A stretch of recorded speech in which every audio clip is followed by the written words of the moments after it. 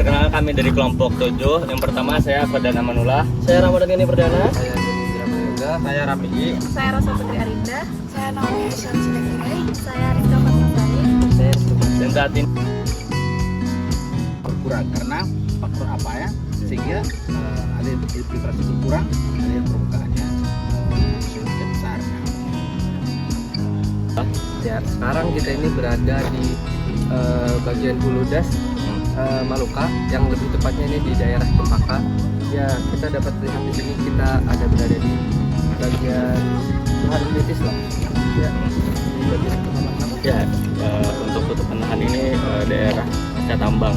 ya. Bisa dilihat nih bekas pengerukan yang awalnya gunung sekarang sudah jadi sisa-sisa batu-batuannya.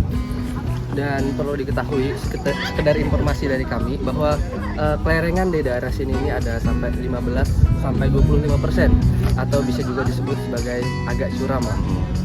Dan apabila tutupan lahannya atau lahannya itu sudah mencapai kondisi seperti ini, hal-hal seperti ini dapat mempengaruhi bagian dasnya, entah itu bagian air ataupun kondisi yang lainnya.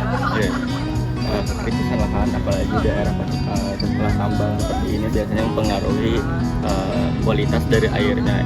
Mungkin nanti bisa dilihat ataupun kalau tidak ada dari hilirnya itu akan mempengaruhi gitu, karena kan ini tambang, jadi nanti sedimentasinya akan mengarah ke daerah-daerah Aliran sungai terdekat. ya, dan kualitas airnya juga cukup buruk mungkin.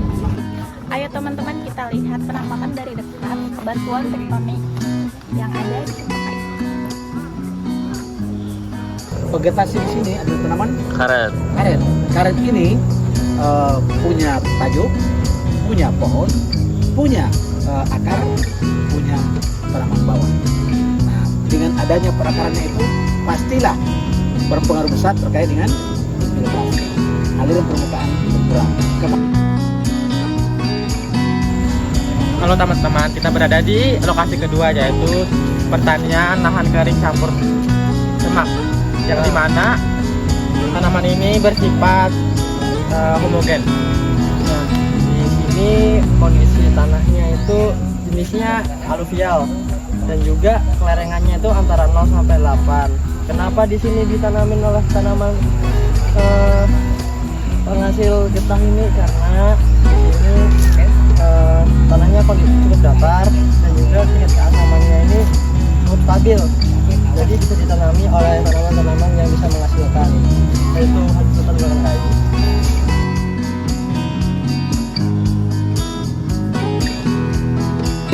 Kalau ada tanaman karet seperti ini, di bawahnya ada tanaman bawah, ya proses infiltrasinya pasti lebih bagus. Nah, kira-kira kalau dibandingkan dengan kondisi yang di belakang sana,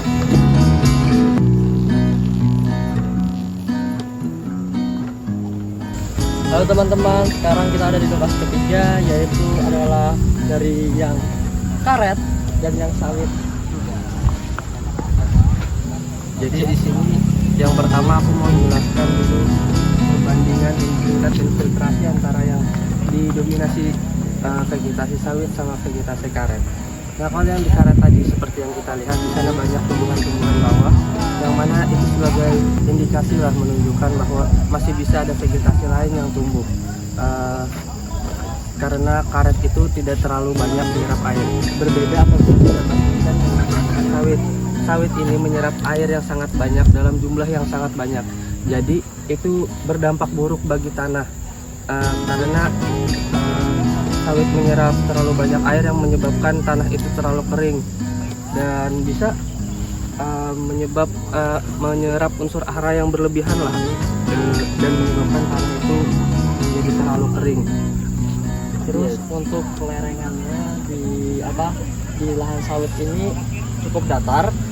Terus jenis tanahnya umumnya tektonik. Nah, tambahan dari yang disampaikan Doni tadi, kenapa ini susah banget untuk ditumbuhi tumbuhan bawah, karena memang disengaja.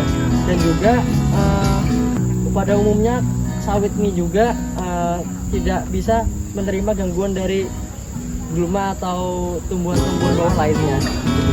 Ya karena kemampuan sawit yang menyerap air dalam jumlah banyak tadi itu juga berpengaruh dalam persaingan pertumbuhan antara sawit dan tumbuhan vegetasi bawahnya.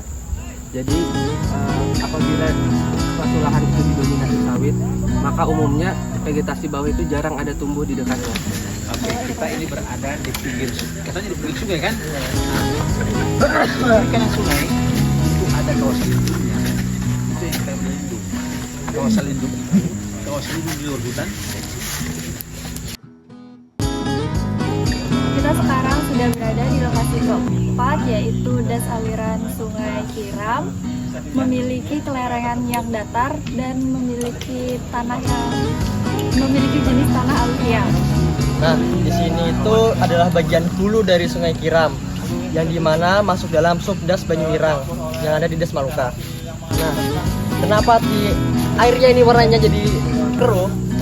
Dikarenakan adanya aktivitas penambangan dan juga erosi yang terjadi di bagian hulu dari sungai tersebut. Ya, infiltrasi masuk bergerak sampai di sini dia bersirian.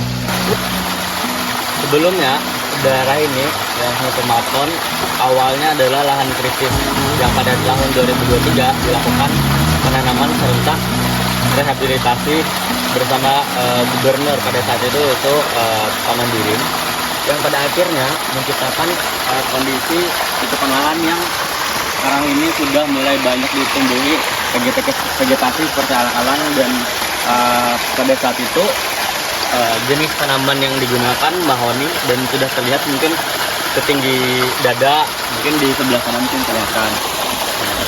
Kemudian juga